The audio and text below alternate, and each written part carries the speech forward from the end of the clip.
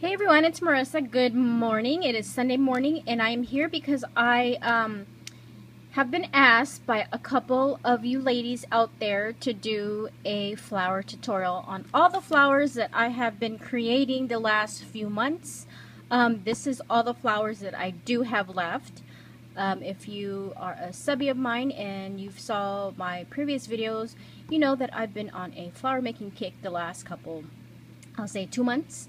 And I have since then racked them all besides these.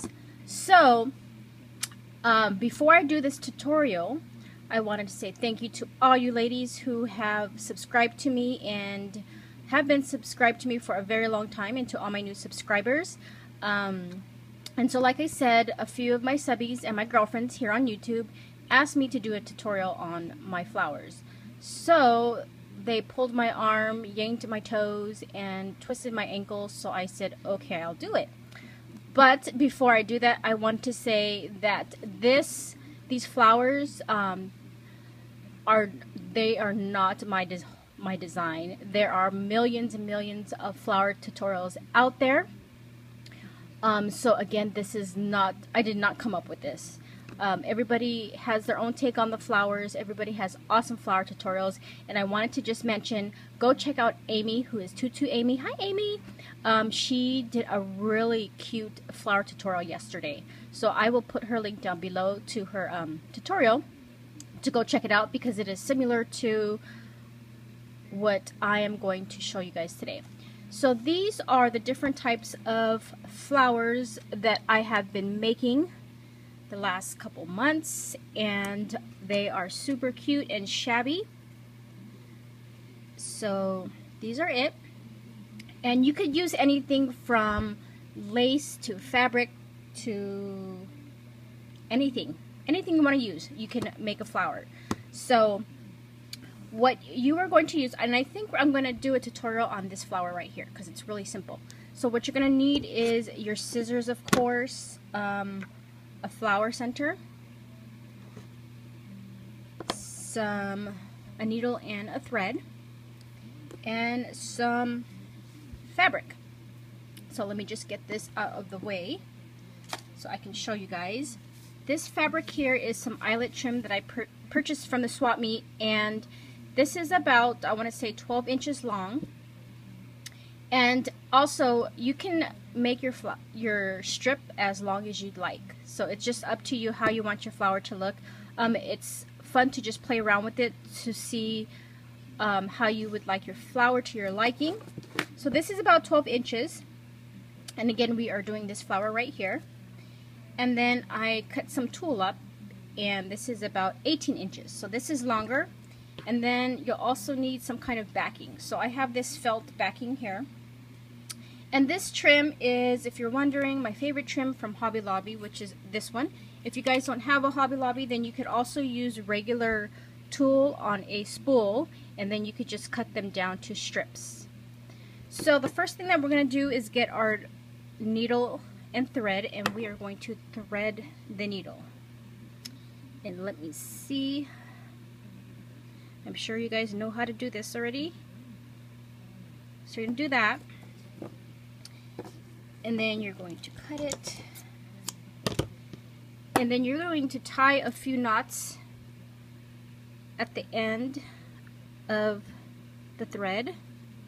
And I usually do like 2 or 3 knots just to get like a good size knot at the end so it doesn't slip through the fabric. So do that once. And so as you can see there, I have like a little knot there. Okay, so let me just move this out of the way here. I'm going to start with my little 12-inch piece of trim. So what you're going to do is, and this is called, does this even have a name? This is a straight stitch, and all you do is you go up, in, and down the edge of your trim that you choose. Very easy. Anybody can do this. Very simple. Just make sure you don't poke yourself with the needle because I did that many times. Uh-oh. Okay. So as you can see, when you do that, when you pull it here, it starts to gather. And that's what you want. And you don't want it too close to the edge, otherwise your fabric won't be stitched. So you want to do a running stitch all the way to the end of your trim. I'm not going to try to talk a lot because I don't have very much time here. So you do this all the way to the end, and I hope you guys can see because I'm not a great tutorial person. I don't explain things very well. So once you get to the end, as you can see, it gathers. And what you want to do is you want to grab the other end of your, uh-oh, we're tangled here. Okay, so like I said, you're going to want to pull it, and then you're going to want to grab the other end of your thread. See, you have one end here and the other here. So again, you're going to tie a knot on both ends, and then you're just going to pull, and then it's going to form a little ruffled flower like so. So some people, what they do is you have your two ends, and some people, they do stitch it to join it so it looks more it looks better that way. But because I'm lazy, I don't do that. I just go ahead and I tie a knot a couple of times just to secure it, even though you're going to secure it with glue. I just secure it about 2 or 3 times, tying a knot.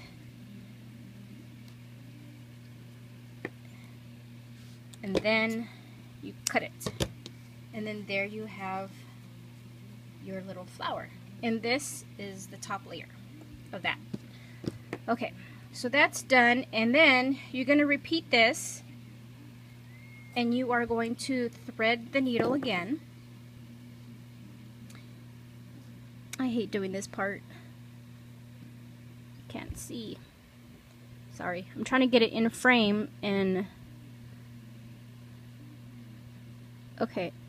There we go. So you're going to do this part again, and then you're going to knot it a couple of times at the end of your thread.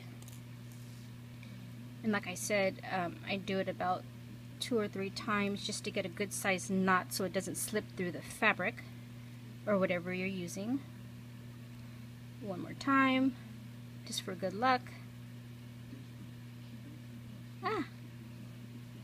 And I am not a sewer. I'm not a professional sewer, so okay. So I'm gonna get my tool and I'm going to do the same thing. And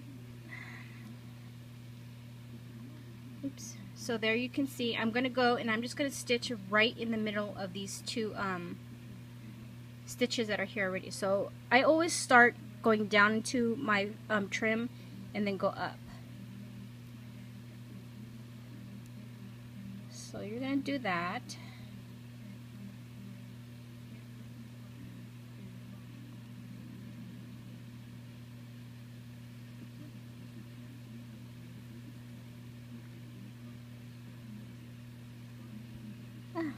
Okay, let me just pull that.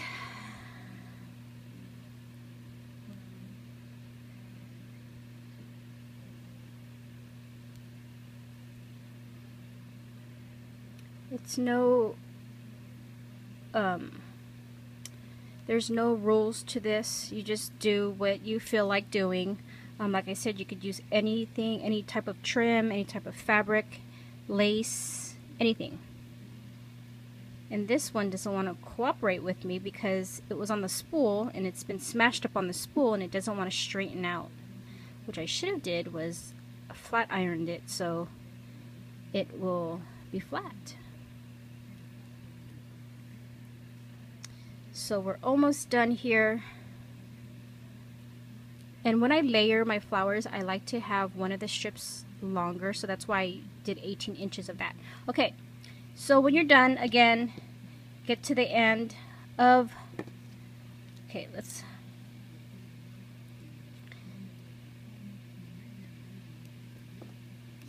okay, so you're going to get your both of your ends of your thread again and tie a knot. And this time you don't want to, when you gather it and pull it, you don't want to gather it till it's completely closed. I do, like, I leave it like that much because I want it to be my bottom layer to show. And so I just tie a knot a couple of times. And so it looks like this. So what you want to do is you just kind of want to play with it to make it how fluffy you want. You get your backing, and then I just glue gun it around, and then I just add it like that. So once you do that, you want to get this piece, put some glue, and stick that right in the middle. Get your flower center, glue that, and bam, there you go. And if you want it fluffier, or you want it trimmed down, you could always get your scissors and trim around your tool or whatever you use, just to make it look a little bit more reformed. And there you have it, guys. There is your layered flower doing the hand stitch, or the straight stitch, or whatever you call it. So this is my first tutorial. I'm going to be back in the next week or so with another tutorial on one of the other flowers that I was requested to do. So I hope you guys enjoyed this video. I hope everybody has a wonderful weekend, and I will talk to you guys later. Bye!